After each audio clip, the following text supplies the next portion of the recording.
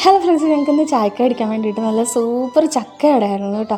അപ്പുറത്തുനിന്ന് ഞങ്ങൾക്ക് ഇന്നലെ അമ്മച്ചി ഒരു ചക്ക വന്നിട്ടുണ്ടായിരുന്നു. അത് നല്ല സൂപ്പർ വരിക്ക ചക്ക, ഒന്നും പറയാനില്ല കേട്ടോ. അത്രയ്ക്ക് ടേസ്റ്റുള്ള ചക്കയായിരുന്നു, മധുരവും എല്ലാം ഉണ്ട്.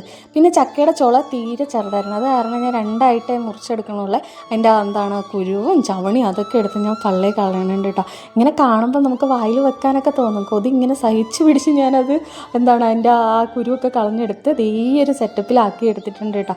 സാധാരണ വലിയ ചോളയാണെങ്കിൽ നമുക്കത് മുറിച്ചൊക്കെ ഇടായിരുന്നു. അതിപ്പോൾ രണ്ടായിട്ട് മുറിച്ചിടാനേ ഉള്ളൂ കേട്ടോ. എന്നിട്ട് മിക്സിയുടെ ജാറിലേക്ക് ഇട്ട് നമുക്കതിനെ പേസ്റ്റ് രൂപത്തിൽ അരച്ചെടുക്കാവേ.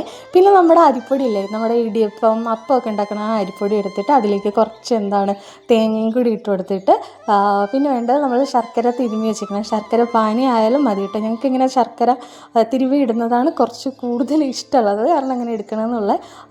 പിന്നെ നമ്മുടെ ഏലക്കായില്ലേ, ഇതിപ്പോൾ മാമൻ കൊണ്ടുവന്ന സാധനമാണ്. അപ്പോൾ ഏലക്കായുടെ പൊടി വേണമെങ്കിൽ നിങ്ങൾക്ക് ഇടാം. അപ്പോൾ ഈ കുരു മാത്രമുള്ള കാരണം അത് മാത്രമേ ഇട്ടുള്ളൂ. പിന്നെ ഉപ്പും കൂടെ ബാലൻസ് ചെയ്യാൻ, ടേസ്റ്റ് ബാലൻസ് ചെയ്യാനാന്ന് പറയും, കുറച്ച് ഉപ്പും കൂടി ഇട്ട് കൊടുത്തിട്ടുണ്ട് കേട്ടോ. എന്നിട്ട് നന്നായിട്ട് അതിനെ മിക്സ് ചെയ്തെടുക്കുന്നുണ്ട്. ചക്കയില്ലേ, ഇതേപോലെ പേസ്റ്റാക്കി എടുത്തത് ഇതിലേക്ക് നമ്മൾ തട്ടി കൊടുക്കുന്നുണ്ട് കേട്ടോ. ഇനി എന്താണെന്ന് ചെയ്യേണ്ടതെന്ന് വെച്ചാൽ ഇതിനെ നന്നായിട്ട് കുഴച്ചെടുക്കണം കേട്ടോ. നല്ല രീതിക്ക് തന്നെ കുഴച്ച് സെറ്റാക്കി എടുക്കണം. ഇനി അതിൽ വെള്ളത്തിൻ്റെ നനവ് കുറവാണെങ്കിൽ കുറച്ച് വെള്ളം ഇതേപോലെ കുറച്ച് വെള്ളം ഒഴിച്ചാൽ മതി കേട്ടോ. ഒരുപാട് നമ്മൾ ദോശയ്ക്കൊക്കെ കാട്ടിപ്പോവില്ല, അതുപോലെ ആയിപ്പോകണ്ട കേട്ടോ. അപ്പോൾ കുറച്ച് വെള്ളം ഒഴിച്ച് കുഴച്ച് ഈ ഒരു സെറ്റപ്പിൽ നമ്മുടെ ചട്ടിയിൽ നിന്ന് ഇങ്ങനെ വിട്ട് പറഞ്ഞുണ്ടോ, ആ ഒരു സെറ്റപ്പിൽ വേണം നമ്മൾ കുഴച്ചെടുക്കാൻ വേണ്ടിയിട്ട് കേട്ടോ.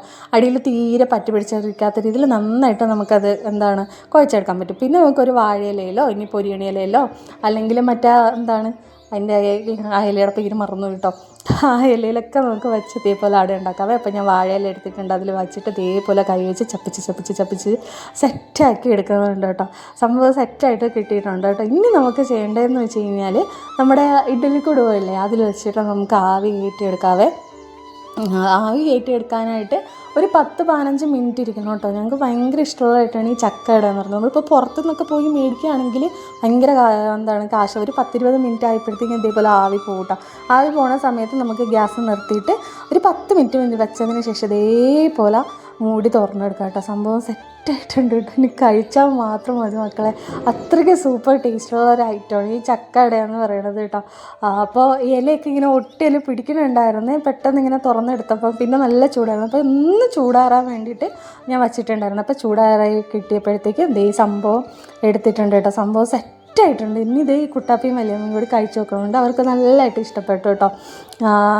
ഇതിൻ്റെ കൂടെ കട്ടൻ ചായയും കൂടി വേണേ.